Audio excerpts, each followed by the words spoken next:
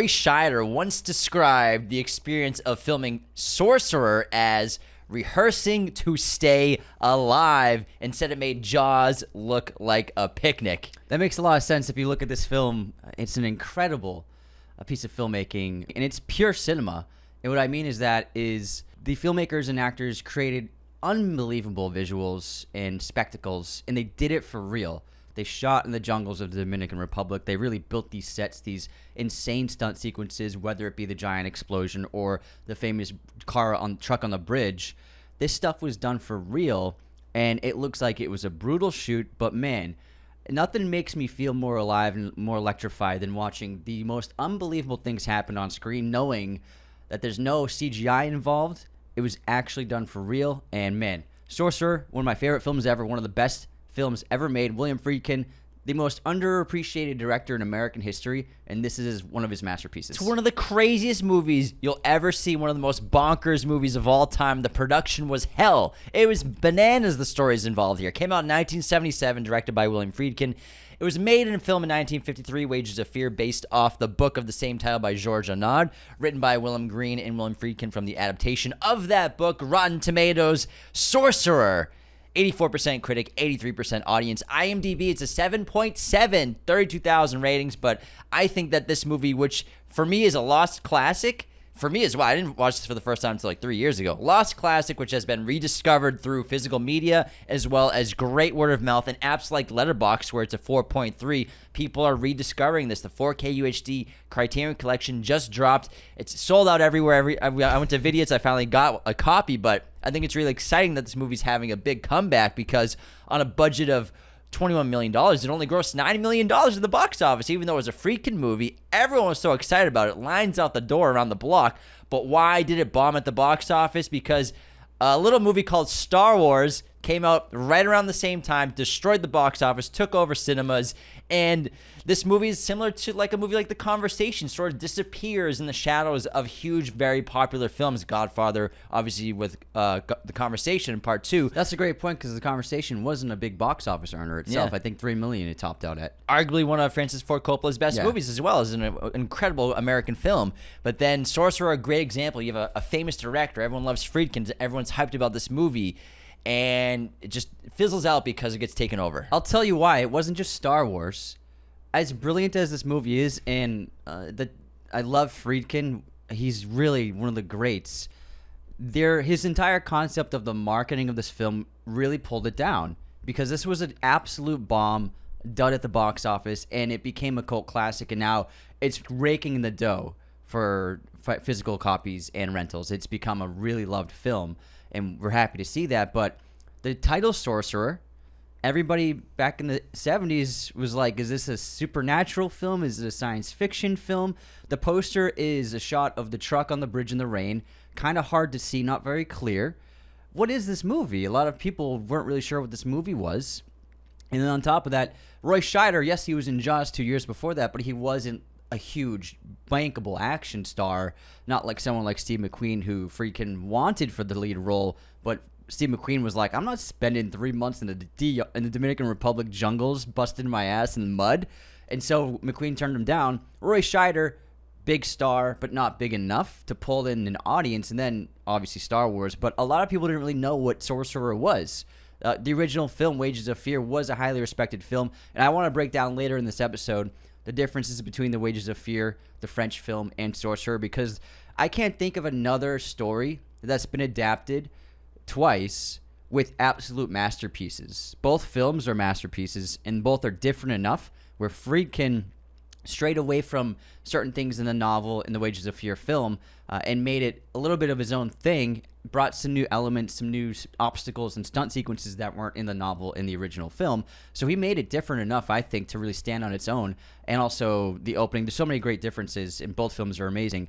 But again, like the name recognition, the marketing for this film, I think confused audiences, and they didn't know what it was. Real quick before we continue, check out this amazing poster over my right shoulder, provided by movieposters.com. Our great friends. Use our code Raiders10 at checkout from movieposters.com to get 10% off your order, as well as use our affiliate link with the website. And for those of you uninitiated, if you're watching this episode or listening, you've never seen Sorcerer, We're going to, do this very much spoiler free for a while. We're going to break down this crazy, insane production, all these wild things that happened on this set. A quick synopsis, though, and we'll break more analytically with the plot later on. 4 men from different parts of the globe, all hiding from their pasts and crimes in the same remote South American town, agree to risk their lives transporting several cases of dynamite, which is so old it's dripping unstable nitroglycerin, so any bump will blow up the entire dynamite cases, across dangerous jungle terrain, across mud slopes, across janky bridges that are held up with rope over rivers, across cliff sides, all over the place. And it's such a nail biter. It's full of sweat. It's volatile.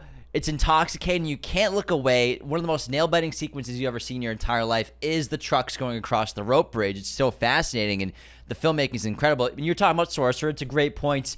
Well, the first time I ever heard of Sorcerer, I think, was from you, and you're like, "Oh, have you ever seen Sorcerer? It's this crazy movie." I'm like, "Is it about a wizard?" Yeah. You're like, "No, it's not. Nothing to do with magic. Nothing to do with wizard." But why Sorcerer? The name Sorcerer is on one of the trucks that's transporting the dynamite, and it's not in the novel. Sorcerer's not in the novel. Wages of Fear is the original title of the novel in the original movie.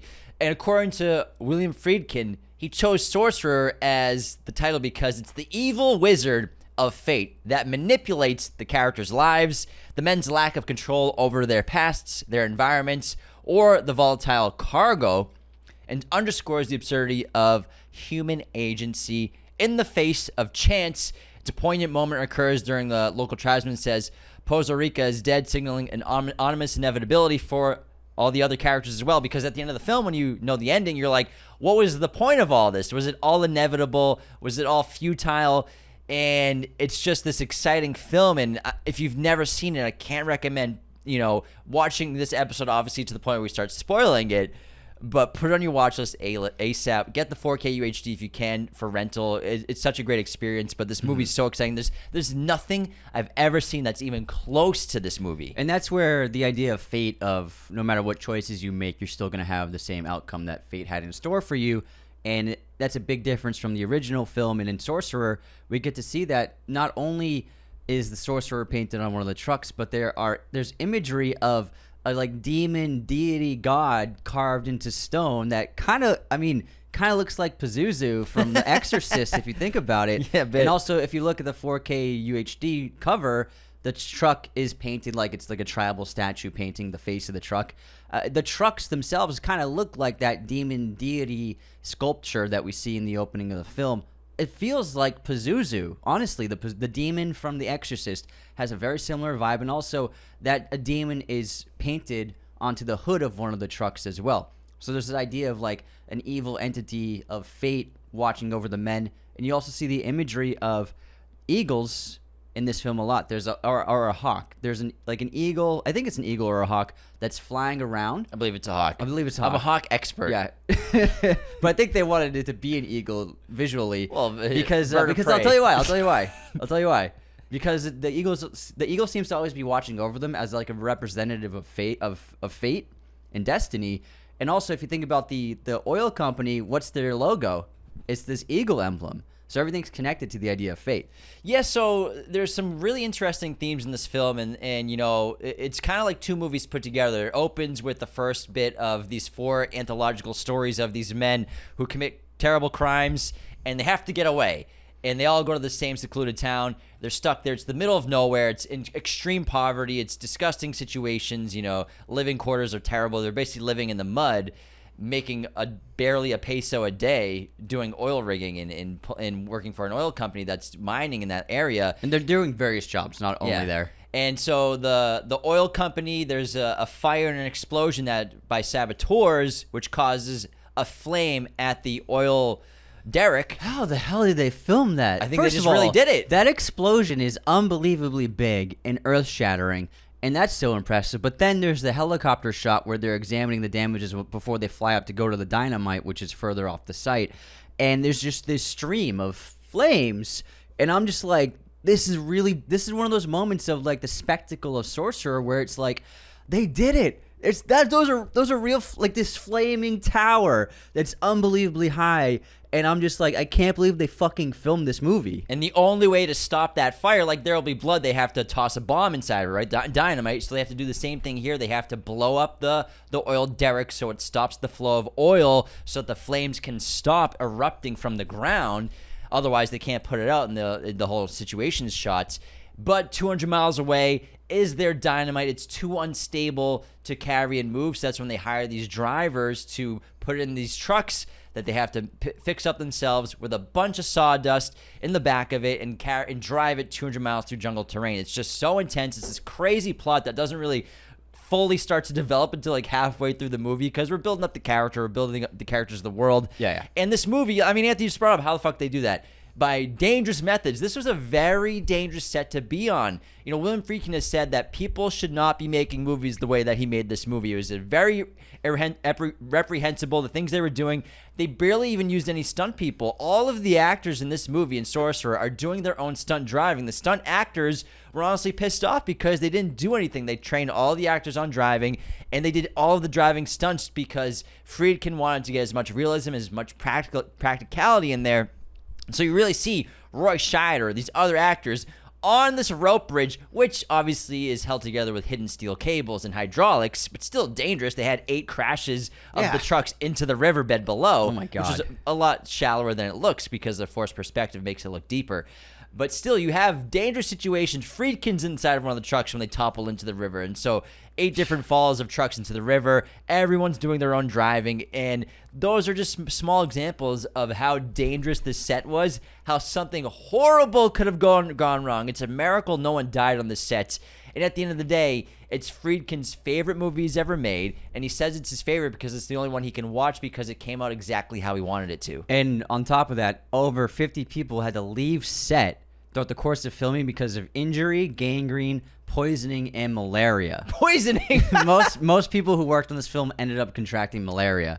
And even Roy Scheider ended up being diagnosed with malaria after the premiere of the film. Really? So it was horrible for your health and physicality, and like movies like this are why so many regulations have been put into place in Hollywood movies. I mean, Friedkin's the one who did this car chase in the French Connection without permits in New York City, Just driving with other people. He on was the a road. madman. He was the leader of the Wild West of making movies in the 70s and just fucking doing it. And just getting out there with cameras and crews and just fucking making movies without any permission.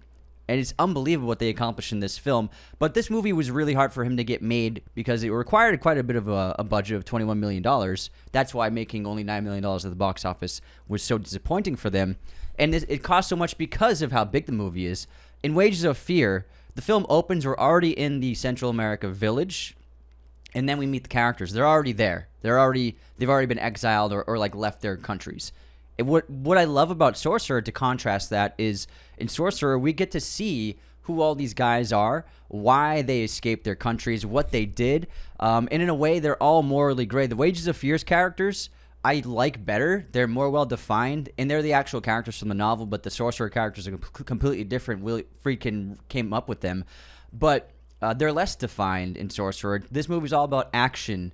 It's not about dialogue. It's not much about character development. But the opening, and you can say, is like a prologue in a way of all 4 of these men. They come from 4 corners of the world. They've all been through really intense situations and have now run away from those situations.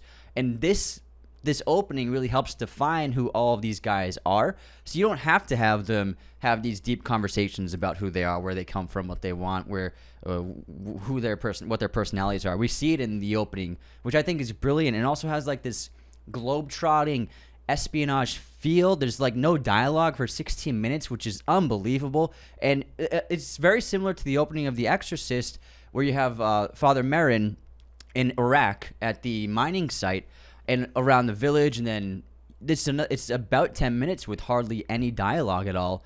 And this film has a similar feeling to it. And what makes Friedkin such an incredible, talented, legendary director is no matter where his movie's set, it feels authentic. In this opening, we're in 4 different countries, 4 different cities, but they all feel real. We're in Israel with the Palestinians attacking a site with Qassem, who's a Palestinian fighter. And then we're in France with what's his name? Sorry. The Frenchman, Victor. and then we're in Jersey with Jackie, and then and then I can't remember where with Nilo when he carries out that hit. But no matter where we are, it feels real. It feels very tangible, and on top of that, using so many real people instead of actors, especially when we get to the village in Central America, everything just feels so authentic and true to real life. I want to go back to Steve McQueen and Roy Scheider, and Friedkin had the same beliefs about Roy Scheider. You know, he's the star. He's one of the main actors of an ensemble of a trio in Jaws, the biggest movie ever at the time. And then Star Wars comes out, obviously, and wipes it out of the water, pun intended. And you know, Roy Scheider's great, but he didn't have that quite like movie star quality. You're right, because he wanted Steve McQueen. However, McQueen, he originally accepted the part to be in Sorcerer, but on the condition that he was going to co-star with his then wife, Ally McGraw. So he wanted her in the movie too. Friedkin would not accept these conditions to have McQueen, and so McQueen dropped out of the film.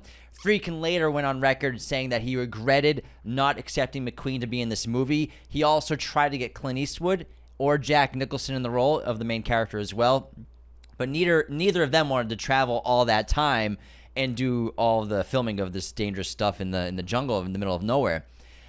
He stated casting, you know, Roy Scheider did a good job as a lead actor, but it's not exactly what he wanted. And if he had gotten Steve McQueen, the other main two guys in the films would have been Marcello Mastroianni, who is the biggest Italian actor of all time. Oh, man. The legend in Half Guys. And then Lino Ventura, another great Italian-French actor. They would have been the supporting roles that Bruno Kramer and Francisco Rabal took over. So can you imagine a version of Sorcerer with Steve McQueen leading with Marcello as well in this movie? That would have been outrageous. It's still a perfect movie in so many ways, but there is a different version where it could have been, maybe it would have been better, or maybe it wouldn't have had the same magic, but it probably would have been a bigger hit. Yeah, there's also an aspect where McQueen wanted Friedkin to write a significant role for his wife to be in the film. So he basically wanted Friedkin to add a lot of screen time for his wife to act in it. Mm-hmm. And so if you think about it, like the director is like, no, this is my story. It's perfect how it is. I don't want to add story elements. Mm-hmm. But it would have been a little more accurate to the novel because the woman in the bar has a much more significant role in Wages of Fear as opposed to Sorcerer. She has a small screen time, has a few lines, and then she does the dance at the end with Roy Scheider's Jackie. But in the Wages of Fear, she has a romantic interest with one of the men, and she has way more screen time and a lot more to do. So I can see where McQueen was like trying to mold that role for his wife, but Friedkin clearly didn't want that role to be significant in his film. But he obviously clearly regretted it later, but he still says it's his favorite movie he's ever done. And the 4K UHD, which we rented at a video store in Eagle Rock, it looked remarkable. It looked stunning. Not only did they redo the visuals, but they also did a new version of the sound mix as well, which has had a couple new versions in the last couple decades, but this is the latest version of the sound mix. It sounded incredible. It was fantastic. And Friedkin, before his passing a few years ago, had been working on remasters of multiple films. The last one he did Bug. You watched one, right? I watched the Exorcist version. So the Exorcist one, which just came out this past year, the new sound mix and new version of the re-release. It was remastered in, I think, 1999, but this is the new remaster of it. And so before his death, he was remastering pretty much all of his movies because he's very hands-on. And the sound mixer worked with him like every day on all these projects. They did Bug, they did this, and Sorcerer is the latest release of one of those most recent sound mixes. But man, it looked good. It sounded incredible. It was such an incredible experience to watch, even at home. But just the physical media of 4K on our new TV, it looked incredible, man. And I would love to see this movie in theaters. It's one I've always wanted to see, so I'm always trying to look out for a release on 35mm film or something like that, or a re-release at some points. But it looked great and sounded great, but also the music was fantastic too. I didn't know, so Tangerine Dream did the music. However, they wrote the score for this movie without ever seeing the movie or any footage from it. They wrote it using only a draft of the script given to them from William Friedkin. Wow. And in no time did the trio see any actual footage of the film while they were making it. And in their main title track, Betrayal, was actually recycled 2 years later for the original theatrical trailer of Walter Hill's The Warriors in 1979. Wow. And speaking of sound design, let's start talking specifically about the film, so we can just get more in depth with it. The sound design's, I think, so striking in the first act, the prologue, where we're being introduced to all the characters, because it's so incredible, the sound design and editing, and how Friedkin and his team cut from location to location. I mean, we go from, it opens with Nilo carrying out the assassination, then we go to Israel with the Palestinian warriors attacking that bus, and then Qassem and his friends go hide. They're getting ready to leave, and then they get rounded up by police. He gets away, but his friend gets arrested, and it's a riot on the street. It's so loud. There's hundreds of people. There's horns. There's sirens. It's unbelievable. You hear the roars of the bus engine, and then it cuts to a quiet, beautiful park in Paris with a couple of schoolgirls walking down a trail, and it's just like you go from one of the most chaotic scenes in the entire film to a moment of complete silent serenity. I think that's a very normal thing happening nowadays, and you can see the influence of movies like this on filmmakers today, where you have a scene that's intense, dramatic, loud, in your face, then quick cut to, it's just like an insert of a table or something. Yeah, you know it's what I mean? jarring for the viewer, and it makes them like pay attention more when there's a hard cut to. And same thing when you go to silence to a loud noise happening in the next cut of a transition. It's a really effective way to do it. And then I love the sequence of those two sequences. The first two, there's no dialogue except for a couple of lines with the guys, but then Victor's gets a sizable amount of dialogue. Probably the most dialogue per minute is in Victor's opening, where I think it's because so the audience understands what exactly he's been doing, trying to embezzle money, trying to put up a loan. To get a loan, he put up fake money that he didn't have to get that loan, and now he's about to be indicted for it. This is the most dialogue-heavy part of the film, you could say, but you really get a sense for what his crime was. It's not a crime that you can see happen, like Jackie's, like Nilo's, like Qassem's. It's a crime that's on paper. So I think that's why they had to draw that out with a lot more dialogue, and then go to Jackie's scene in Jersey, which was originally going to be the only sequence that Friedkin had for an opening. It was just going to be Jackie's sequence, and then we cut to the village in Central America. But they realized if we do that, it's obvious that Roy Scheider's character is going to be the one that survives, because he's the only one who the audience had a connection to before they got there. So it was so smart to have these great intros for all of the actors and their characters, so that once people start dying, you're like, I don't know if anyone's going to survive this. Spoiler warnings. Hey, I said earlier. I know. I'm just saying. Like, earlier. let you know. Get He's letting y'all know what happens, kind of now. I feel like I thought they all survived. I feel like if you made it this far in the episode, you've seen Sorcerer. Yeah, that's probably a good chance.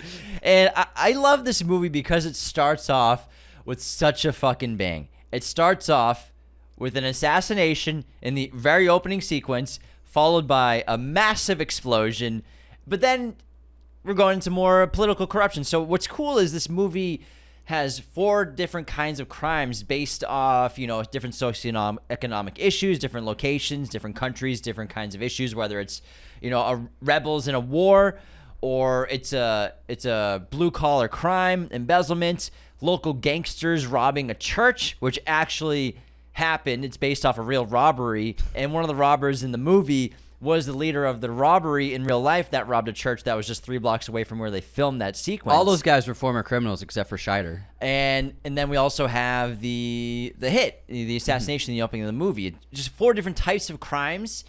And what I liked about it is it shows 4 massively different perspectives of people. We have the local gangster, we have rebel fighters, we have a hitman, an assassin, as well as someone who's very wealthy and has very big connections politically, who's doing corporate crime and embezzlement crimes. So we have them all, but what happens is they all get stripped of their identities in a way in their entire lives, as they're all thrown into this tiny remote town to just live off the heat, to get the targets off their backs, to hide, to lay low for as long as it takes. Could take their whole lives in the middle of nowhere where no one would ever find them, hopefully, they'd think, and literally living in the mud until they figure out a way to get some wealth. They're making pennies, basically. They're making no money. Yeah, so Victor jobs. says Victor's trying to buy a passport, and he's like, it's going to cost you $1,000. and it took him a year to save up 100. Yeah, and he has a gold watch, but it's like the watch plus like 800. Yeah. So like they need 800 pesos just to get a passport, let alone a ticket out of there. And so they take this deal, this impossible task, because it's all they have left. You know, they want to try to, at least while I'm living here, I need something. If I can't get out of the country, maybe I get to a different country, or at least get legal residence here to live somewhere better than here in this middle of nowhere. And so this opportunity arises where this oil company is looking for truck drivers, anyone with experience at this local town, who are willing to work for an $8,000 peso job for a very dangerous mission, basically an impossible task of driving dynamite that, if it gets bumped, will explode 200 miles over jungle terrain and terrible roads to an oil well to blow it up. There's also what I love about the village, and it's not defined where exactly in Central America it is. It's called Porvenir, and in Wages of Fear, it's set in Puerto Rico. This one, it doesn't say, because there are actually multiple Porvenir cities and towns all over Central and Southern America, so it's not defined. But we do get a sense for there seems to be some kind of fascist, communist grip on this country. We get there are black shirts just wandering around, the guys in the black suits with red ties. For me, that's what the eagle symbol is. But it's all the connected. regime. But that's why he keeps going to the eagle in the sky. They run the oil as well. Exactly. Yeah. So you can these communist black shirts. They're like the black shirts in fascist Italy, Mussolini's black shirts. And then obviously corruption runs deep throughout all the men in power in this area, whether it be the police or the people in charge of the oil. So corruption runs rampant throughout. But there's just, it seems to be like it's like the asshole of the world. This place is like, it's where the most desperate characters go to because they have nowhere else to turn. And what I love about these characters is they're so fueled by desperation. They're willing to do anything to get out of there. They're all stuck there. There's no way to get out. You can't leave. You don't have. They have fake ID cards, but if a guy looks into it, if one of the police look into it, they're gonna see in a second it's not real. Like Juan Dominguez it doesn't look like you were born in South America. And so the only way for the guys to be there to even get by is they got to work for money. They can barely pay for a place to stay and food to eat. And then they get to pay off the police so they don't get arrested for not being legal citizens of the country. So they're all in a situation where they're in a purgatory. They're in a limbo. There's no escape from this place. No matter how much you work, you'll never be able to save up enough money to get out of there. So when the offer comes from the oil company, we need 4 men, life-risking job, $8,000, drive these trucks. It's a suicide mission, but they have no other option. It's either that or stay here for the rest of your life until you die you're gonna die soon of illness or something. So I love the characters because they're all backs against the walls, no other option. I gotta do the most crazy, life-threatening thing possible to get out of here. Yeah, the desperation is why it's such a strong plot, because these characters will do anything just to get out of there, risking their lives. Like, I would not drive a truck full of nitroglycerin ready to explode unless I was insanely desperate. And we don't know how long they've been there for in this town. We can assume it's been at least over a year. Probably, Yeah. It seems like. I mean, one of them, the French guy, he's already speaking Spanish. Who knows if he knew Spanish before? It seems like he spoke French and English first, but he's obviously highly intelligent, so he's learned Spanish enough to interact with everyone around the town. Roy Scheider's character, he seems to be the one who's assimilating least. He still doesn't like it there. Maybe he's the last one to arrive, but he doesn't really speak any Spanish at all. He says he knows porque, and that's about it. But I think the desperation is why it's such a powerful draw as an audience member to these characters. Characters who are bad dudes. They've all done terrible things. And one of them's a hitman. You know, he kills people for a living. And we have a thief. We have all kinds of characters. But you can't help, once they start their job and you see the things they're up against with the elements, with the wizard of fate fucking with them, tormenting them, all these obstacles they have to get across just to try to make it, and you're just rooting for them the whole time because this impossible task is such an alluring concept, and just watching them try to beat obstacle after obstacle, which are just bigger and grander after each other, is just so fun to watch. And edge of your seat the entire time. And it's amazing to see how this journey into hell changes the men and reveals who they really are. So Nilo looks like a character who's like terrible villain, probably the worst last guy you want to mess with. He kills one of the other drivers, so he gets the job. Yeah, so he kills the German man, or he's Austrian or German. He kills that guy to get the job. I love that sequence because not much dialogue. Because Sam's like runs to his little apartment and finds. We don't even see the body. We just see this great insert of the badge of the German with the blood along the trail along his face on the card and then his name. And I was like, man, what a great shot.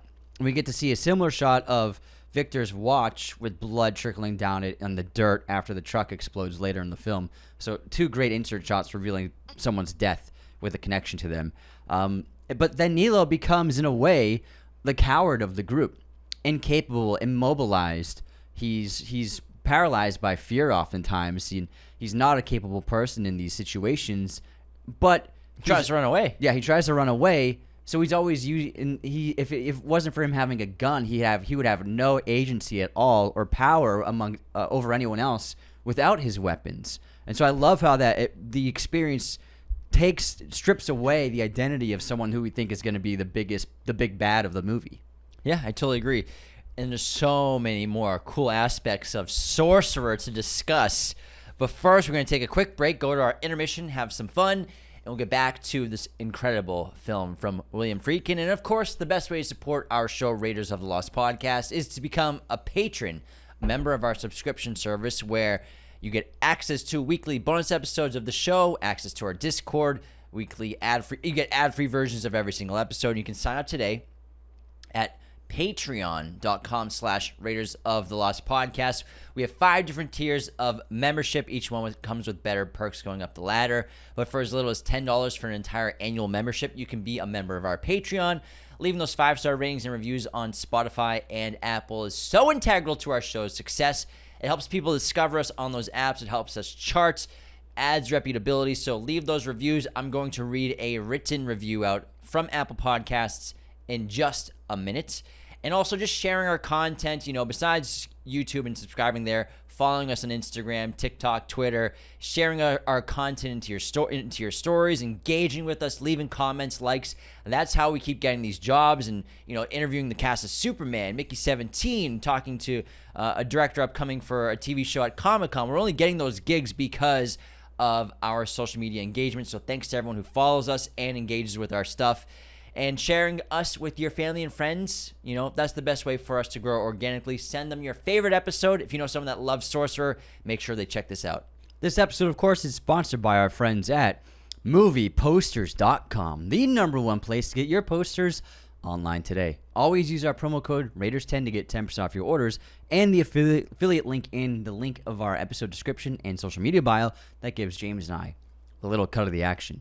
They have every movie imaginable in their poster library, from your favorites like classic Hollywood movies, amazing summer blockbusters, to the newest hits out in theaters like Fantastic Four, First Steps. Look at that backlit poster behind James that pops on that backlit frame like it's a movie theater.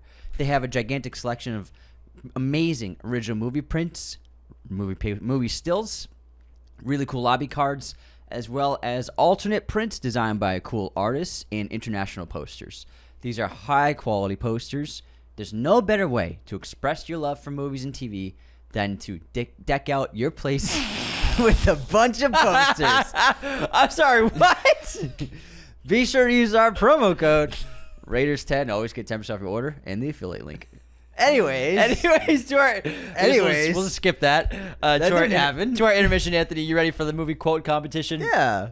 Okay. Who's more foolish, the fool or the fool who follows him? I don't know. It's a good one. Star Wars: A New Hope. Obi-Wan says that. Very cool, man. Nice. Who's more foolish? Good one. Thanks. Oh, shit, I lost it. Oh, here it is. I've got a friend in Palm Springs, Len Green. He owns the Oasis. Do you know him? I got a friend in Hollywood, Donald Duck. Do you know him? Oh, this sounds really familiar. Can you say it one more time? I've got a friend in Palm Springs, Len Green. He owns the Oasis. You know him? I got a friend in Hollywood, Donald Duck. You know him?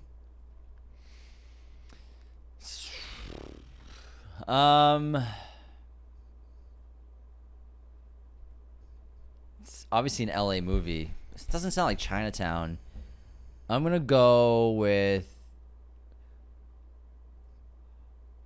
Hollywood Homicide. What's that? Hollywood Homicide or no? With Hartnett and Ford? Yeah. Not right. No, not right. Incorrect. What is it? To Live and Die in L.A. It was an L.A. movie. Nice. Yeah. Sounds like a William Peterson line. Anthony, guess this movie release year. A Clockwork Orange. 1981. 1971. Oh, fuck. You're way off, bro. Holy shit. Oh, my God. Shining's 1980, so that would have been crazy if you did that next year. What year did Manhunter come out? That's a really good question. Thanks, man. I'm going to say, is this 80s? I feel like it's 80s. 1988. 86. What a picture. What a picture. What a picture, guys. Watch that as soon as you can. Movie pop quiz time, Anthony. Which director, or what director has the most Best Director nominations, and who has the most awards for it? What director has the most nominations? And who has the most award wins for Best Director? Most nominations, I would go with Marty. Someone before him. Before both him? Of them, before both. Billy Wilder. Nope. Oh, wait, I'm sorry, yes. Most nominations? William Wyler, yes. Yeah. Yes. Oh, William Wyler. Well, I'm sorry. You say Billy Wilder. But yeah, no. I meant William Wyler. Their names are so close. Yeah, yeah. William Wyler, director of Ben-Hur, films like that. Most wins? Roman Holiday, yes. So he had 12 nominations, William Jesus Wyler. Christ. That's a lot of nominations. But who has the most wins? For Best Director. Yes. It's a really good question. They have 4. 4? Holy shit. Jesus Christ. 4 wins for Best Director, John Ford. That's correct. Yes. That's correct. Oh, yeah. William Wyler, I think he had 2 or 3 wins for Best Director. Fuck yeah. But yeah, John Ford, 4 wins. What you got? Who played the lead and the villain in To Live and Die in L.A.? What 2 actors? William Peterson and Willem Dafoe. There you go. There you go. There you go. Let's go, baby. Bump, James knows his Friedkin. Bump. I love that. I fucking love that movie, man. I gotta watch it ASAP, man. I loved it. It was one of my favorite watches of the last year and a half for me, honestly. Anthony, who we have for haters this week? I saw a lot of unsubscribes on our Nightcrawler episode. I'm sure you're gonna pull them out right now. We got a ton today. Let's hear them. So, Nash Tanner on Nightcrawler, one of the most criminally underwatched films. It's definitely Jake's best. Please sing Nelly for a full episode, or I'll unsubscribe. Tim, some poor kid has James's hair. Unsubscribed. JK. That's awesome. It was Anthony's hair. Wait, what was it? When you shaved off your head. Oh yeah. talking about that, Yeah. A little kid has my hair. Oh my god, that's funny. Evan Smith, no Karate Kid for the authentic LA feel. Unsubscribed. Ah, good point. Fax Boy, I'm surprised James didn't lose 50 pounds and have a camera to cosplay Lou Bloom. Shows you don't really love the movie, James. Unsubscribe. If I had more time, I would have done it for you. Aw. That's a lot of weight to lose. I'm not that fat. Matt Berm, I subscribe for the banter. Thanks, man. Never unsubscribe unless the bantering stops. Thanks for supporting the banter. We appreciate it. We appreciate it. I like that guy who was pissed off that we have a good time. Multiple guys. Landon next. Unsubscribed since y'all didn't yell Twisters! Twisters! When he brought it up on the movie trivia episode. We all right. We didn't. I don't think they would have gotten the joke, so we didn't say it. Next up. K. Prusco. Does James know Nelly and Nelly Furtado are different people? Unsubscribed. Did I say Nelly Furtado? I said it. Not Oh, you. Anthony, yes. I said Nelly Furtado. After I said it, I immediately was like, that's the singer, not the rapper. Next up. I didn't correct you, though, so it's also my fault. Jordan on Movie News. The thumbnail only had one Dominic McLaughlin. Unsubscribed. the new inside joke, man. Vinal, unrelated to the today's episode, I'm very disappointed with Gosling's actual lines in Place Beyond the Pines. You guys put the money in the bag. Get your hands in the air. It's so much better. Wish he had a podcast so I could unsubscribe. Thanks. I think we could. I feel like we improved it. I think we improved the scene, honestly. Put your hands in the air. Fuck this up. Nick Putman, Tim Robinson, not Tim Robbins. Unsubscribe. Guilty me. Guilty party right here. Were we talking about friendship? Yeah. John G. I was thinking my boys, the Raiders, were going to pull a Tom Brady 28-3 comeback after halftime at movie trivia. Unsubscribed. There's only one GOAT, man. There can't be more than one GOAT. Tom's the GOAT. We like 80s movies a lot, but like we didn't. I don't know them a that lot well. of those questions were 80s movies that I'm not like. I haven't seen Planes, Trains, and Automobiles since I was 8. Yeah, I think. me either. It's been- Yeah. Like I haven't thought about John A lot, Candy. yeah, in 2 a lot of decades. the movies aren't in our wheelhouse. Lovely guys, Yeah. love them so much, but you know that was tough. It was learned hard. a lot though. Yeah. Learned a lot about movies I didn't know too much about. Yeah.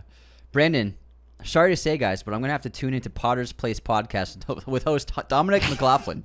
Too good to pass up, so therefore I must unsubscribe. Kat, I'm so disappointed you didn't know Cuff and Link. Unsubscribe. Me too, man. Me too. Me too. Sorry. Mad. Mr. Terrific doesn't have any powers. He's just really smart and has 6 black belts. And since you kept saying he had powers, I have to unsubscribe.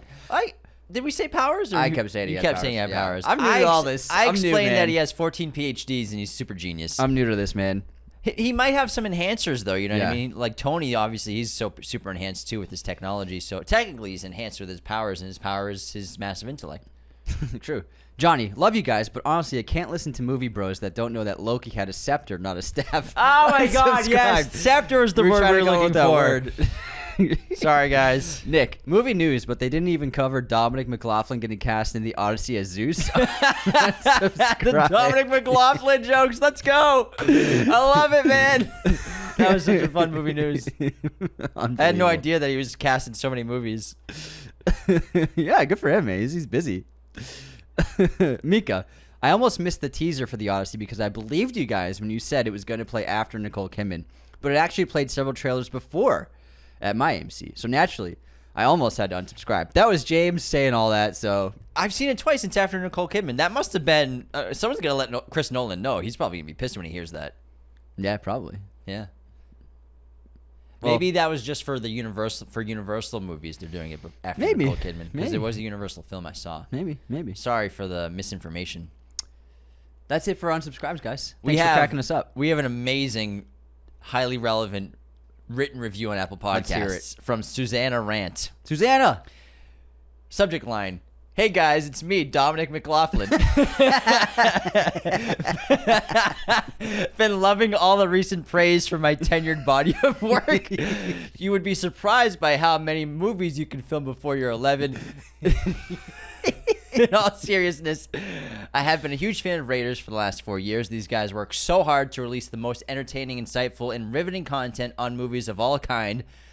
My personal favorite episode of theirs is Sinners. Thank you. These two have honestly... Also a joke. Yes, that is an That's an inside inside joke. These two have honestly helped through some dark times with their never-ending banter. Y'all are the Another reason. inside joke. This is great.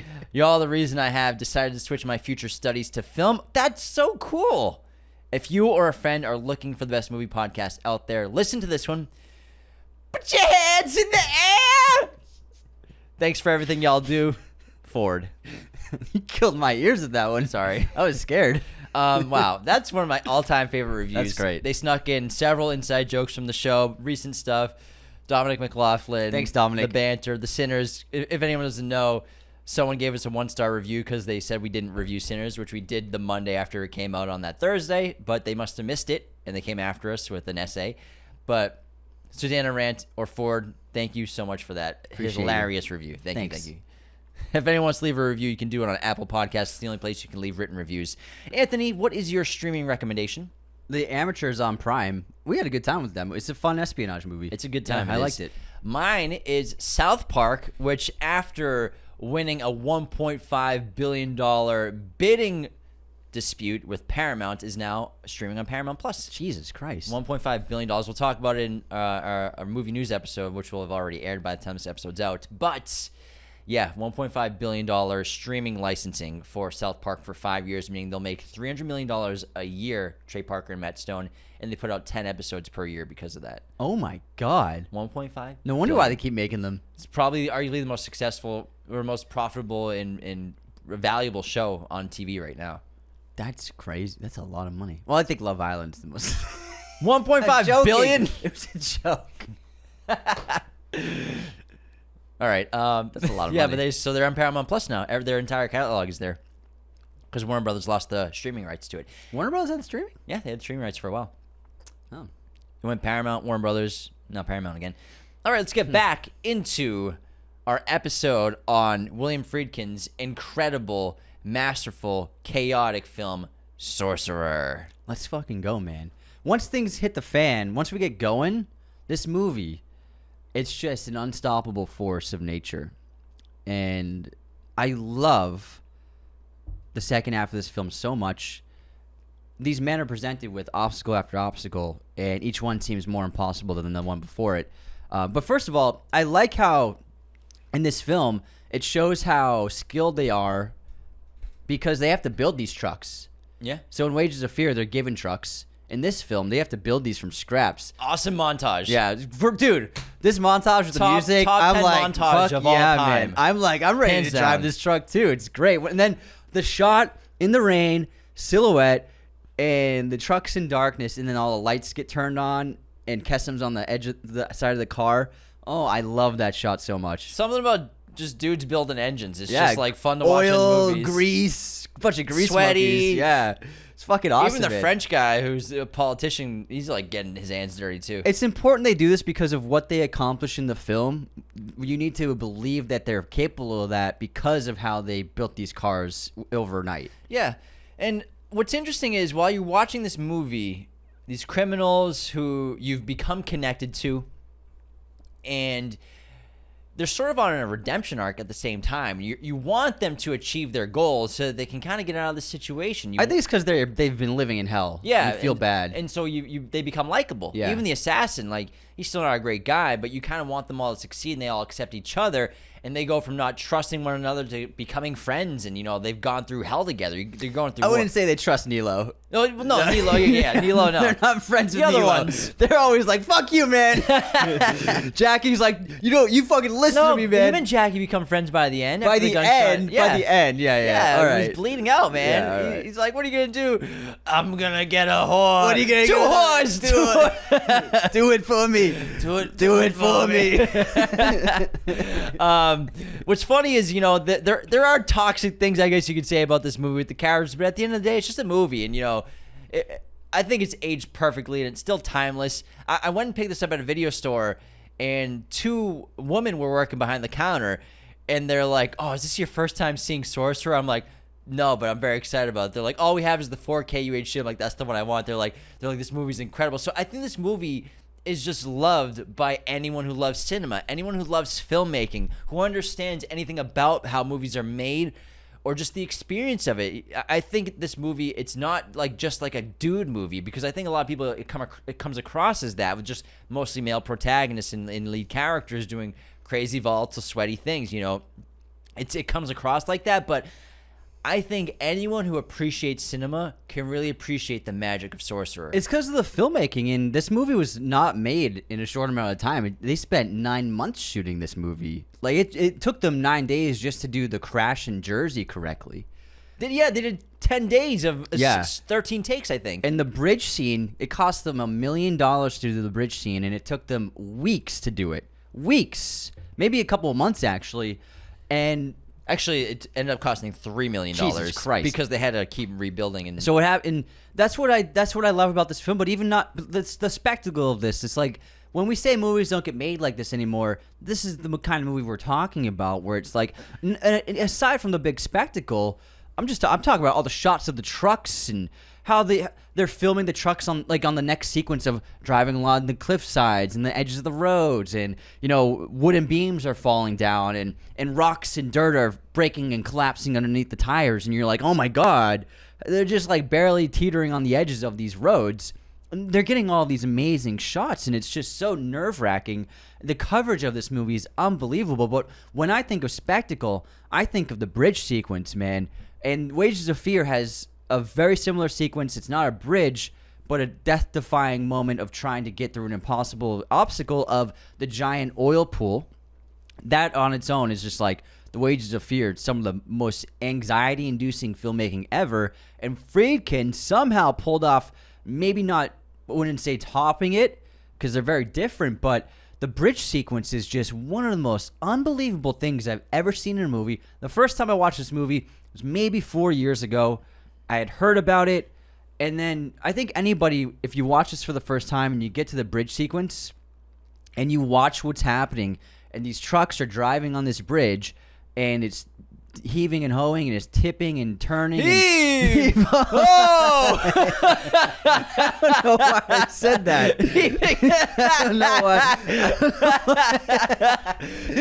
I don't know where that came from. Oh! But I don't know, man. Anyways, You're Anthony's line on that episode. you're like, this isn't a miniature. This isn't CGI. This is all there, and this isn't a set on a soundstage or like on the lot of a movie studio. They really shot this on a real location, on a real river in the Dominican Republic. The first location they tried to use, actually, the river had dried up from the summer season, so they had to go to a second location and move the entire thing, just deconstruct it, then build it again in the second location where they did have some water flow in the river. This was on a real location. Like, they built the sequence, they shot it, they spent weeks and weeks and weeks shooting it because they did it for real. And when you watch this movie, my first time watching it, my jaw was on the floor. I'm like watching these trucks drive across the bridge, and also the guys guiding them on the bridge, Nilo with Jackie, and then Kessim with Victor, guiding the men along the bridge. And you're seeing all this wood that, like, most of it's breaking. The logs are rotting, and there's like random pieces of wood that have been like nailed to it just to hold it in place. And you're like, and the tires, the weight of the truck breaks wood left and right. And as these trucks are driving across the bridge, the wide shots, and you're just like, it's just like they're really doing this. It's these trucks are really driving across these bridges, and it's unbelievable. I got some great information on the bridge sequence. If I'd be happy to share it. You know what? I'd really like to hear that. So, the original bridge, it was all designed by legendary production designer John Box, known for Lawrence of Arabia, Dr. Zhivago.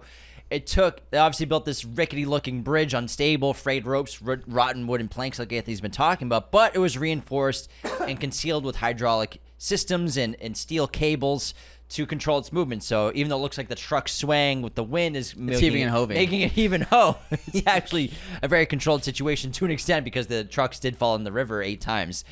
So this original construction cost $1 million, built in the Dominican Republic. However, after they built this $1 million rope bridge, the river dried up. So they had to move to a different location. They moved to the Papaloapan River in Mexico, and they had to rebuild the bridge, which cost another $1 million to do.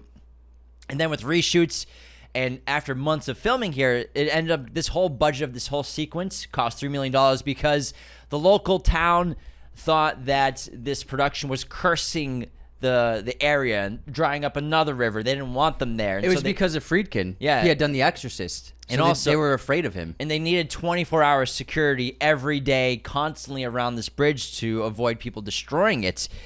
And the hydraulic system was really intense as well. You know, the components were hidden beneath the bridge, but the structure simulated all the precarious swaying, creating these amazing visuals. And the fact they had to, you know, build it in 2 different locations, then shoot it. And again, these aren't stunt drivers. It's Roy Scheider. It's these other actors actually operating the cars, actually walking in front of these massive trucks. Obviously, the dynamite's not real.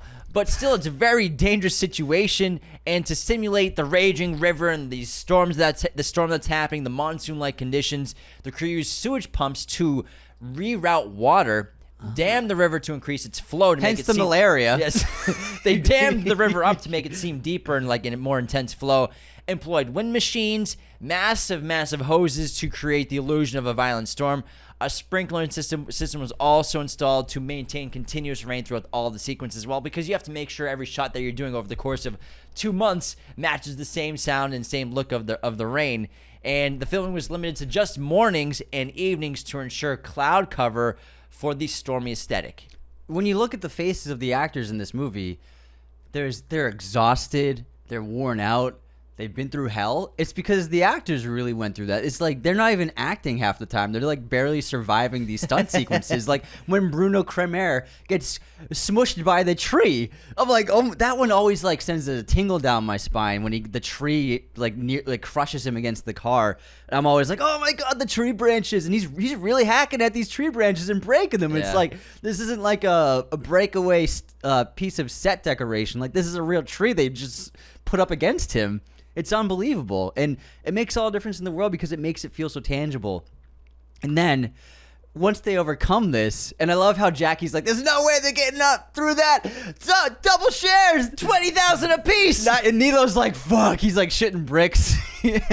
But then the guys get through it because Kesem and Victor get through the bridge somehow. And I like how it's different. Like the bridge, it looks like it's about to lose support, and then just as the truck makes it over the edge, the bridge collapses behind them. Oh my god. Cut to, we're at the forest. Awesome cut.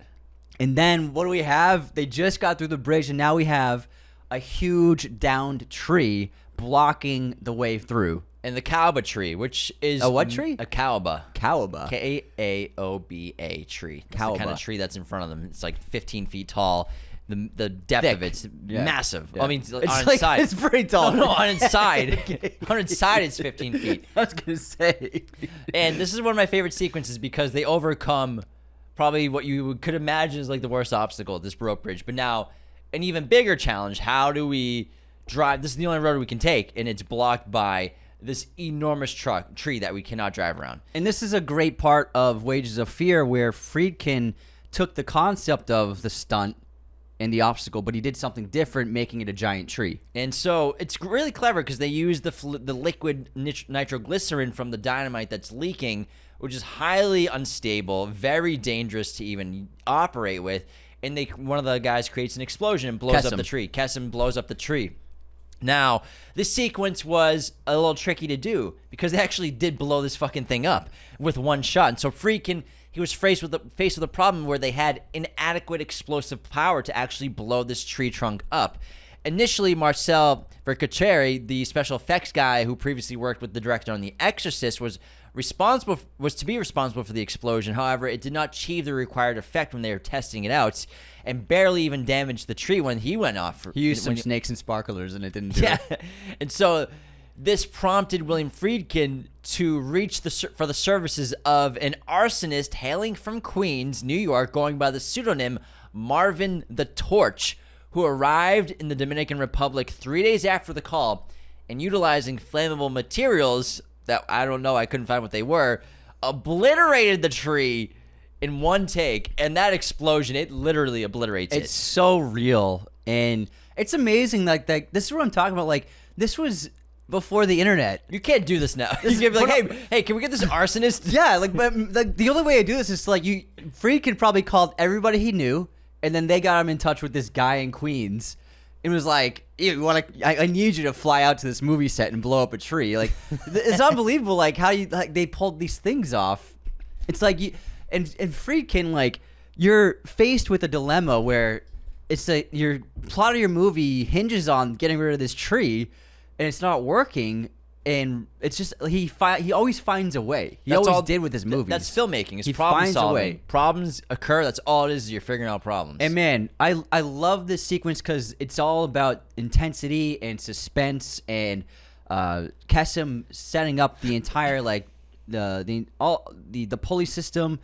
And I love how it's so ingenious, taking Nilo's pocket from his pants, cutting it out, and he's creating a sandbag with that to weigh down the rock he has pulleyed up above a flat rock they placed on the top of the trunk, where he allowed the nitroglycerin to drip onto. So the collision of when the sand runs out in the bag in the pocket, the rock will drop on top of the nitroglycerin, erupting. And it's so incredible. all the guys start. I love when they're all running and they all keep like falling because they're so nervous and they're running as fast as they can. And man, just it's so incredible, the sequence. And when you see after it the fact, and you're like, wow, they really did blow that tree up. Look at it; it looks so real. Yeah, and I think Friedkin does a great job with the story and the pacing, especially after this. You know, they pass another insurmountable obstacle, and you think they're gonna make it. You know, oh, they're like on their way. And then all of a sudden, Cassim and Victor, Cassim and Victor, blown tire, fall down the cliff, explosion. And it's an amazing moment because it's when they're both opening up. Yeah. Cassim's asking Smiling. him, and Victor's telling him about his wife, about the watch. And you're like, oh my God, I really hope Victor makes it home to his wife. He clearly loves her so much and misses her. You're like, he refused to part with this watch.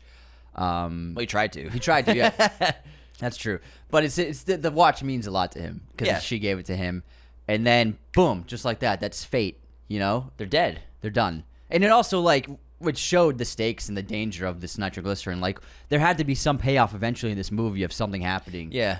In the final, 25 minutes after this, once, Jackie and Nilo, they approach the explosion, then they get taken by gunpoint, and Nilo shoots them away, but he gets shot as well. And then it's Jackie with the bleeding Nilo, who dies in his cabin, going through this surrealist, nightmarish hell desert terrain, which was shot so interestingly. And amazing dissolves. Looks like a different planet. Well, I look at this sequence as I look at this sequence as like they've entered the underworld. Yeah, and Jackie's like going insane. Yeah, the cross dissolves of the editing. There's lightning bolts striking in the sky. There's incredible sound design. It's super scary and eerie, and the sound design and soundscapes mesh so well with the music. But it's like he's in hell and he's in a limbo in the underworld. And then Nilo dies, but he keeps hearing his voice and his laughter. The truck stalls out. He's like, fuck, I made it this far.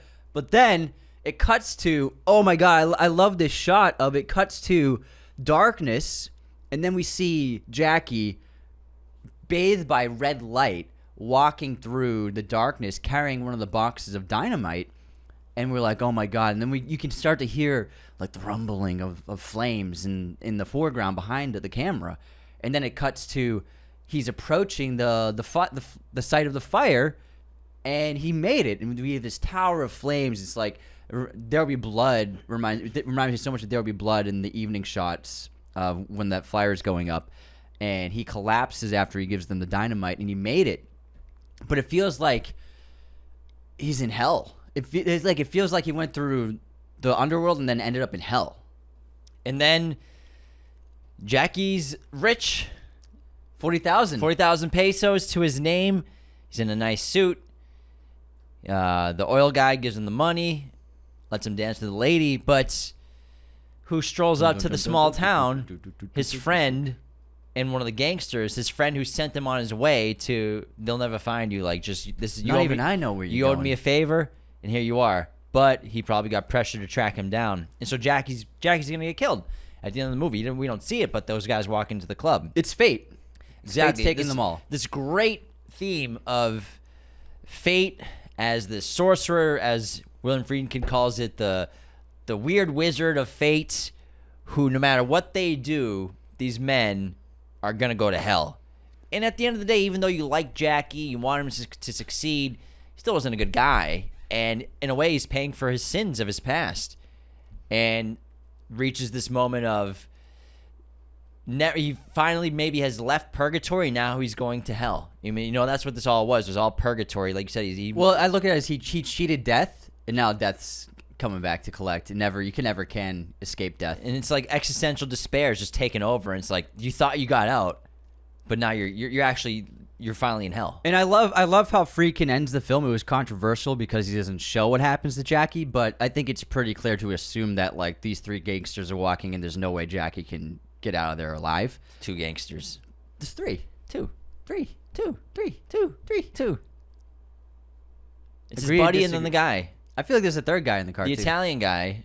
I know. Yeah, and the then, boss. And then but not the boss. The guy from the bar.